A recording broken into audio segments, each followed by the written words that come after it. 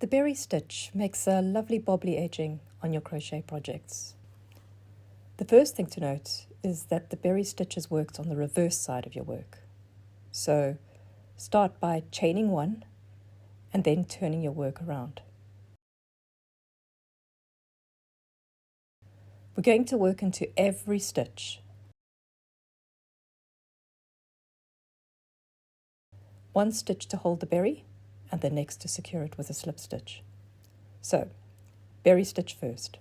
Yarn over, then insert your hook into the next stitch. Yarn over again and pull your working yarn through. You'll now have 3 loops on your hook.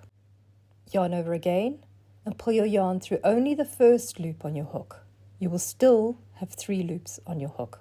Yarn over and insert your hook back into the same stitch and yarn over again, then draw the working yarn back through. You will now have 5 loops on your hook.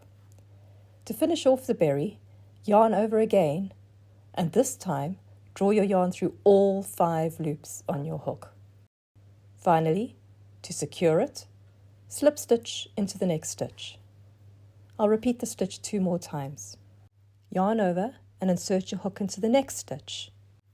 Yarn over again and draw your yarn through just the first loop on your hook. Now we're going to yarn over and go back into the same stitch, yarn over, leaving 5 loops on your hook, and then yarn over and draw back through all 5 loops. Finally, slip stitch to secure. I'll do that one more time with you just watching.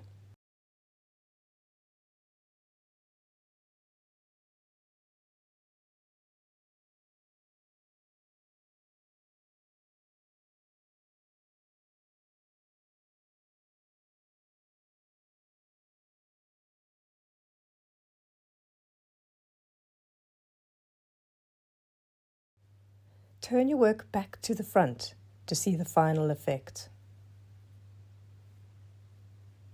This is the berry stitch.